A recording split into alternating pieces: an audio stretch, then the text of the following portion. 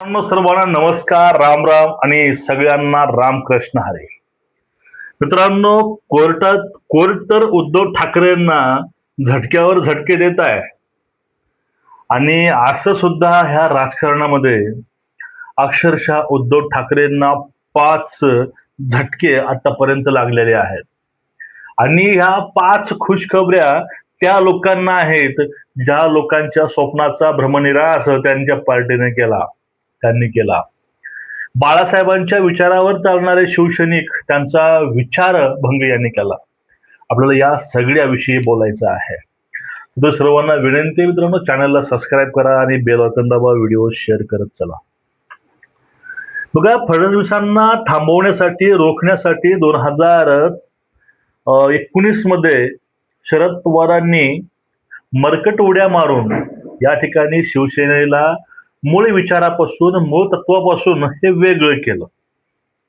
यापूर्वी 2014 मध्ये Uddhav ठाकरेची bargaining power कमी करण्यासाठी शरद पवारांनी बाहेरून बिनशर्त पाठिंबा हा भाजपला दिला होता, मोदीला दिला होता. सांगायचं कारण काय? कारण शरद पवार एकमेव असे राजकारणी आहेत ते फायद्याशिवाय कुणाचा काटा सुद्धा काढत नाही. मग कमी आमदार असताना मुख्यमंत्री बनवलं, त्यामुळं एवढं भारावून ठाकरे गेले. त्यांनी भारावून म्हणलं सुद्धा की कमी आमदार असताना मुख्यमंत्री कसं व्हायचं हे मला शरद पवार साहेबांनी दाखवून दिले किंवा शिकवलं. पण तुम्हाला एक सामान्य गोष्ट माहिती असेल, बकऱ्यांना किंवा एखाद्या गोष्टीला हलाल करण्या अगोदर त्याला असंच केलं जातं. मग त्यावर पुढे जाऊन ठाकरे साहेब हे पवारांसोबत राहून ते 100% पुरोगामी झाले. एक ज्यावेळेस एखादा व्यक्ती नवीन मुस्लिम धर्म स्वीकारतो त्यावेळेस तो काय काय करतो, तो दाखवायचा प्रयत्न करतो की मी कसा कट्टर मुस्लिम आहे. ही असा प्रकार प्रत्येक वेळी दाखवायचं की मी कसा पुरोगामी आहे, तेही 100%. मग काँग्रेसहून, राष्ट्रवादीहून जास्त त्या ठिकाणी हे बोलायचे. मोदी, शहा, भाजप, हिंदुत्व, भारत ह्याच्या विरोधामध्ये हे कधी गेलेत हे यांनाच कळलं नाही. आता आपल्याला मी तुम्हाला दाखवणार आहे की हे 5 झटके काय होते आणि 5 खुशखबऱ्या काय होत्या. 5 झटके होते. ज्यांना झटका पहिला मिळाला तो म्हणजे यांचे 40 आमदार, त्यावेळेसचे मंत्री अतिशय मोठी रिस्क घेऊन यांना टाटा बाय बाय म्हणून गुवाहाटीला गेले, सुरत मार्गे. हा झटका पहिला यांचं सरकार कोसळलं आणि हे अचानक असे खटकने भानावर आले. कारण त्यांचाच अहंकार, मगरुरी, त्यांचं जे फ्युचर विजन, त्यांची राजनीती, नीती, ह्या सगळ्या गोष्टीला त्रस्त होऊन ह्या लोकांनी तो टोकाचा निर्णय घेतला. आपलं भविष्य काय, पुढे किती अंधकार आहे, काय होईल भविष्यामध्ये, काय काय घडेल याची काहीही कल्पना नव्हती. तरी ह्या लोकांनी डोळे झाकून उड्या मारल्या आणि ह्या लोकांनी बंड पुकारलं. हा झटका पहिला होता. आणि ही खुशखबरी होती की हिंदुत्वाच्या विरोधामध्ये गेल्यानंतर विचार सोडून जर आपण वागू लागलो तर सर्वसामान्य कार्यकर्ता सुद्धा सगळं काही उद्ध्वस्त करू शकतो. हे दाखवून दिलं पूर्ण महाराष्ट्राला की राजकारणामध्ये हे राजकारण हे नीतीवर आणि वैचारिक धोरणावरती करावं लागतं. नंबर 2 झटका तो असा होता, शरद पवारांनी आपला डाव ऑटोमॅटिक साधला. जे यांनी स्वप्न पाहिलं होतं की आपल्या आयुष्यामध्ये, म्हणजे हयात असताना पवारांनी अनेक वेळेस अनेक पक्ष फोडले पण शिवसेना फोडता येत नव्हती. बाळासाहेब असताना ह्या गोष्टी शक्य नव्हत्या, पण त्यांनी ह्या गोष्टी शक्य करून दाखवल्या. 2019ला ज्या गोष्टी होणारच नाही त्यांनी करून दाखवल्या आणि उद्धव ठाकरेंना आपल्या पंक्तीमध्ये आणून बसवलं. हा झटका दुसरा होता. कारण लोकांना कळून चुकलं की ह्या व्यक्तीनं स्वतः मुख्यमंत्री होण्यासाठी, बाळासाहेब किंगमेकर होते, बाळासाहेबांनी मुख्यमंत्री घडवले, स्वतः बनले नाहीत, पण हे स्वतः मुख्यमंत्री बनवले. पहिल्या टर्मला पोराला आमदार म्हणून त्याला कॅबिनेट मंत्री बनवलं. हा झटका नंबर 2 होता. कारण ह्या लोकांना सगळं कळलं. ह्या लोकांना शरद पवारांनी 100% पुरोगामी करून सोडलं.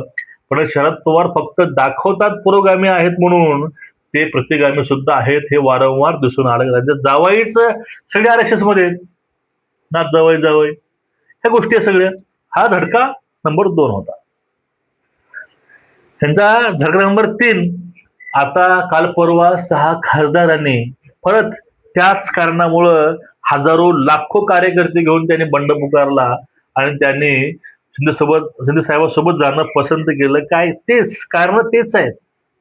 पण हे झटक्यावर झटके खाऊन यांना शहाणपण सुचत नाही की आपली वाट चुकीची आहे, आपल्याला मार्ग बदलावा लागेल. आपला जो चाललेला मार्ग आहे हा मार्ग चांगला आपल्याला वाटतो, पण तो मार्ग चांगला नाही हे यांना कळत नाही.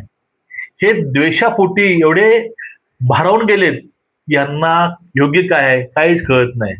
फक्त राहुल गांधींच्या माळाला जप करायचा, फक्त एवढंच आहे. हा झटका नंबर 3 होता. आणि खुशखबरी नंबर 3 होती की महाराष्ट्राला कळून चुकलं की यांच्यासोबत राहून काय कामाचं नाही. जे आता सोबत आहेत ना, फक्त ते भाजपला, हिंदुत्वाला त्यांचा कठोर प्रखर विरोध आहे ते लोक सोबत आहेत. त्यांना भाजप नकोच आहे. यांचा जीव वाचवू द्या तरी यांना भाजप नको आहे. एकनाथ महाराज नदी किनारी गेले त्यावेळेस एक विंचू पाण्यामध्ये पडला होता. ते विंचवाला वाचवण्यासाठी त्यांनी हात घातला, विंचवाला बाहेर काढलं.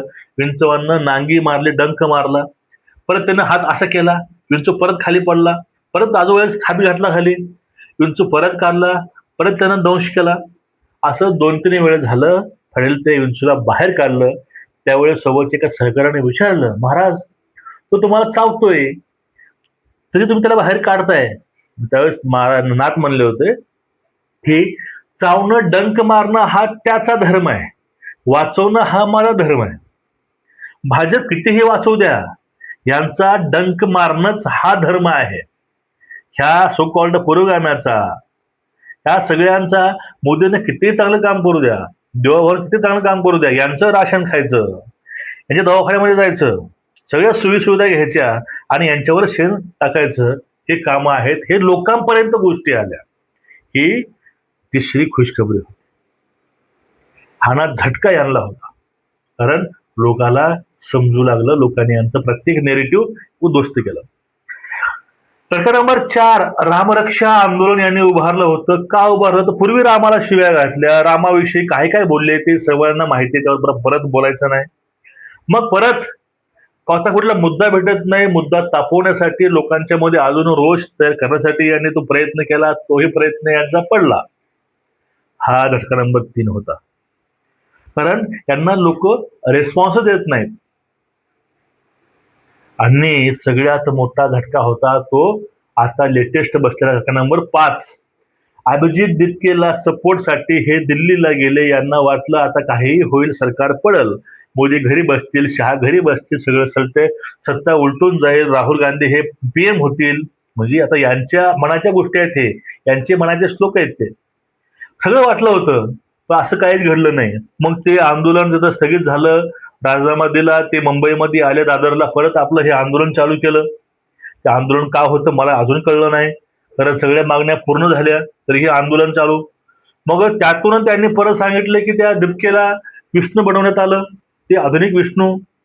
त्यानंतर परत उपमा अजू की हे त्यावेळेस शिवरायांनी हे भोगलं, आता हे भोगतात, म्हणजे त्यांनी त्या झुरळांना शिवरायाची उपमा दिली, ज्ञानोबा माऊलीची उपमा दिली. हे त्यांना बोलणं सोपं वाटलं होतं, कारण तो ट्रेंडिंग टॉपिक होता. त्या टॉपिकमुळे एवढे लोक जमले होते. एक ते नेरेटिव्ह पसरवायचा प्रयत्न केला. पण ज्या वेळेस ह्या सगळ्या लोकांना कळून चुकलं की हे सगळे हे लांडगे होते, हे भामटे होते, हे भाडकाऊ होते. मी CGP विषयी बोलतोय, त्या आंदोलनाविषयी बोलतोय. हे लोकांना कळू लागलं आणि ते आंदोलन पूर्णपणे एक्सपोज झालंय.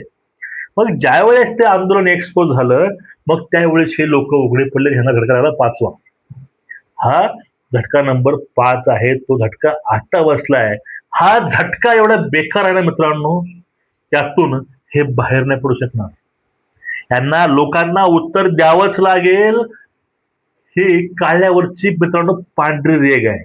माझी जी गळ्यात माळ आहे त्याला हात लावून सांगतो की जे आताचा हा झटका होता, हा झटका अतिशय भयंकर यांना बसणार आहे.